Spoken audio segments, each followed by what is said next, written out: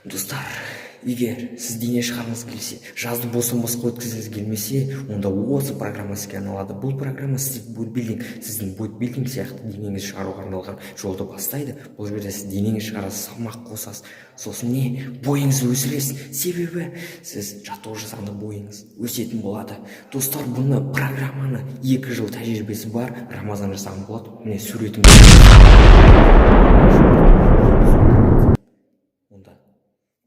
Ешкім сатып алмайды еді. Уже достар 2 адам сатып алды. Бүгін программасын бастап кетті. Сендер де сол сияқты ертең көресіңдер, өкініп қаласыңдар бір айдан кейін. Сондықтан да міндетті түрде астына өтіп, ссылканы описаниедағы. Сонда жазыңдар. Ал мен сендерді күтемін. Олай болса, видео бастайық. Кеттік.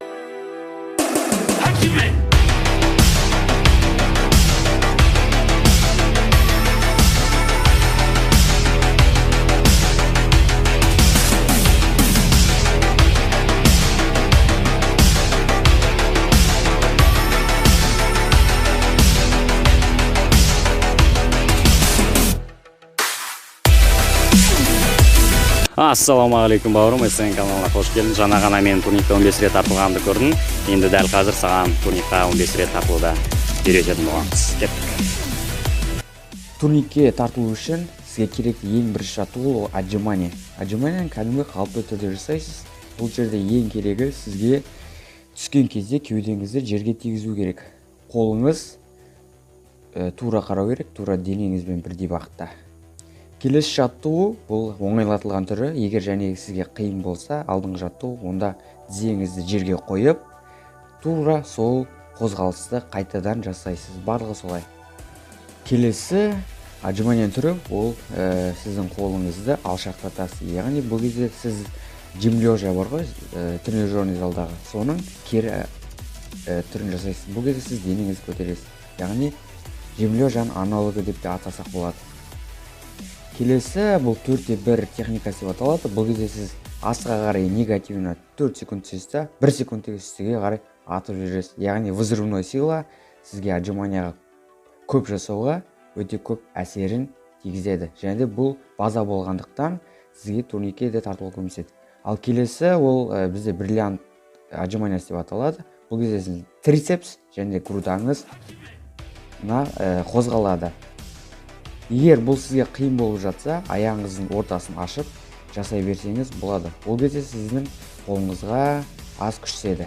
Ассалаумағалейкум бауырым. Егер сен отжиманияны толық бітірсең, онда келесі кезекте турник. Турникте ең бірінші, ең маңыздысы, ең бастауы ол сізде хват. Яғни турникте бастамастан бұрын, тартылмастан бұрын сізге хватты қатайту керек. Ол сіздің көп тартуыңызға әсер етеді.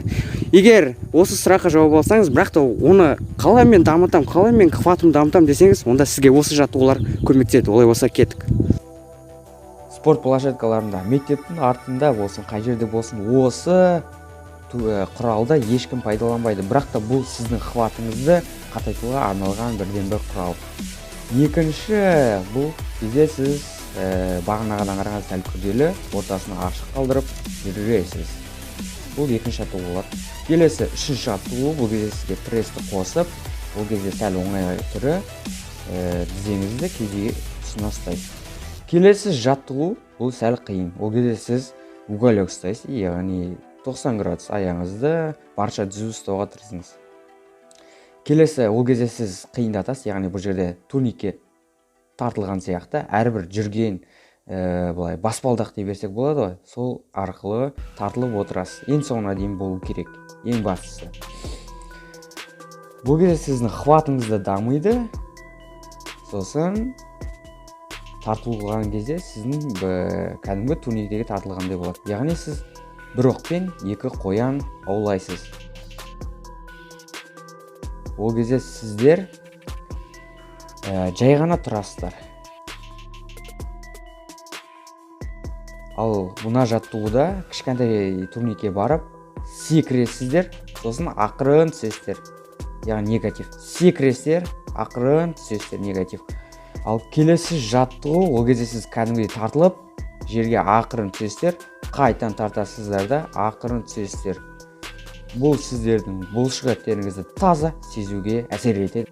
Сонымен достар, сіздерге барынша көмектесетін жаттығуларды барлығын көрсеттік қазір ғана. Бұны біз өзімізде тартылып үйреніп жатқан кезде осы жаттығуларды жасадық.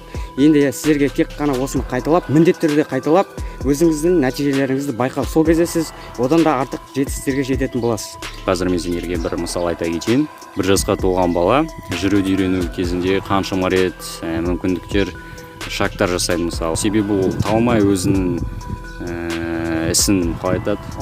Ұмтылып осы жүруді үйренеді соңында. Дәл сол сияқты кез келген істе де тура солай.